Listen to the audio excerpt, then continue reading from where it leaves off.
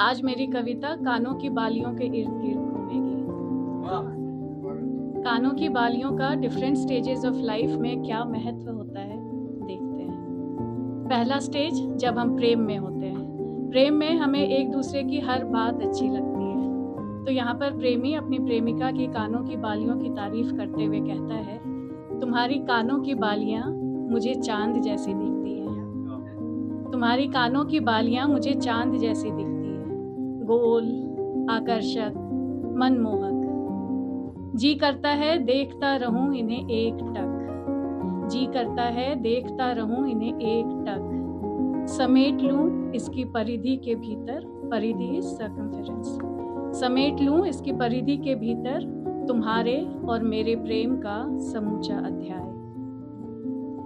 अगला स्टेज है जब हम प्रेम में कभी कभी एक दूसरे पर शक करने लगते हैं। यहाँ पर प्रेमी को शक हो गया अपनी प्रेमिका पर, क्योंकि वो कई दिनों से उससे मिलने की कोशिश कर रहा था और प्रेमिका वक्त नहीं निकाल पा रही थी उससे मिलने की। तो एक दिन क्रोध में उसने फोन उठाया और अपनी प्रेमिका को व्हाट्सएप पर मैसेज करता है, तुम्हारी कान की बाली जो मेरी शर्ट की बटन से उलझ कर रह गई थी उस दिन। तुम्हारी कान की बाली जो मेरी शर्ट के बटन से रह गई थी उलझ कर उस दिन, अक्सर मुझसे पूछती है, कब आओगी तुम मुझसे मिलने? कब आओगी तुम मुझसे मिलने? अब तुम ही मुझे बतलाओ कैसे उसे समझाऊं। अब तुम ही मुझे बतलाओ कैसे उसे समझाऊं कि तुम्हारे दिल में अब रिक्त नहीं है स्थान हमारा। क्या पता, शायद किसी और की शर्ट के बटन से उलझ रही होगी तुम और तुम्हारी कानों की बालियां।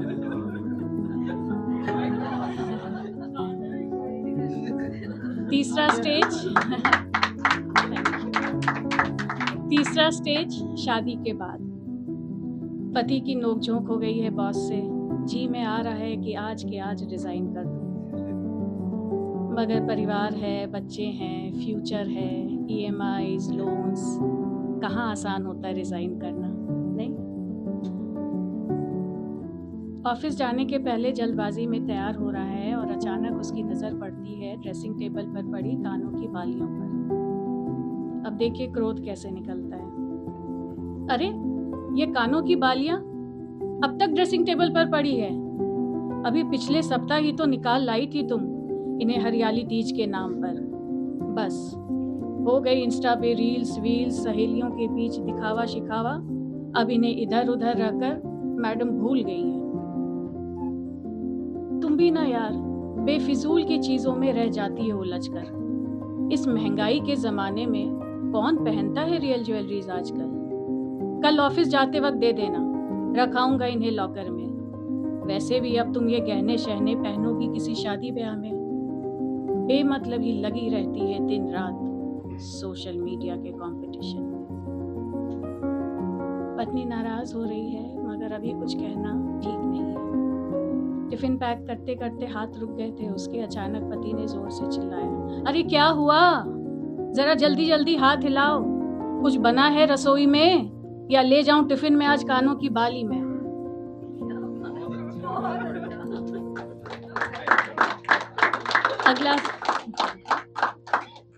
अगला स्टेज बुढ़ापा, जब हम अपनी चीजों को इधर उधर रखकर भूलने लगते हैं। सुबह से पत्नी कुछ ढूंढ रही है। पति अखबार पढ़ते पढ़ते बहुत देर से पत्नी को देख रहा है, फिर टोकता है, कहाँ रख देती हो तुम अपनी कानों की बालियां? कभी इधर कभी उधर रखकर ढूंढती रहती हो समूचा घर। कितनी बार कहा है तुमसे, अगर नहीं अब ये संभाले जाते कर दो इन्हें बहू के हवाले। कितनी बार कहा है तुमसे, अगर नहीं अब ये संभाले जाते कर दो इन्हें बहू के हवाले। जी में आएगा तो पहन लेगी 2-4 दिन और फिर तुड़वा कर कुछ और पैसे लगाकर बनवा दूंगा नंदिनी के लिए हार वार। नंदिनी पोती। कितनी बार कहा है तुमसे, अगर नहीं अब ये संभाले जाते कर दो इन्हें बहू के हवाले। जी में आएगा तो पहन लेगी 2-4 दिन और फिर तुड़वा कर कुछ और पैसे लगाकर बनवा दूंगा नंदिनी के लिए हार वार। वैसे भी अब इस उम्र में कहाँ पहनोगी तुम गहने वहने? बेमतलब ही पड़ी रहेंगी दबी हुई तय खाने में। यह सुनकर पत्नी परेशान होती है। और अपना सर्च ऑपरेशन वहीं बंद कर देती है। वॉकर के सहारे धीरे धीरे बिस्तर के किनारे आती है और धम से बैठ जाती है।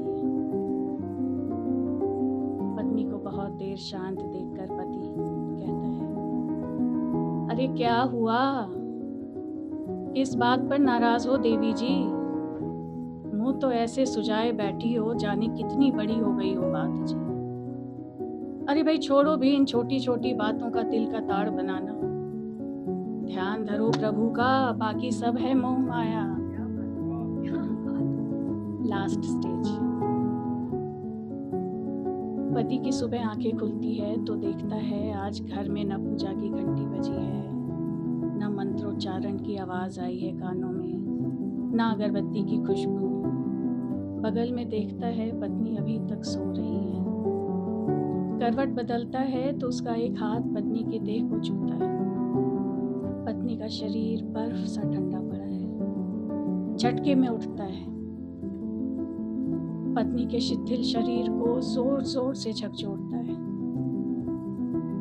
उसके दोनों हाथों को अपने हाथ में लेकर उसके सीने पर सर लगाकर जोर से चिल्लाता है, सरोज! अचानक उसकी हथेली पर एक कागज का टुकड़ा पत्नी के हाथ से सरक जाता है। लपक कर साइड टेबल से अपना चश्मा उठाता है और डबडबाई हुई आंखों से पढ़ने की कोशिश करता है।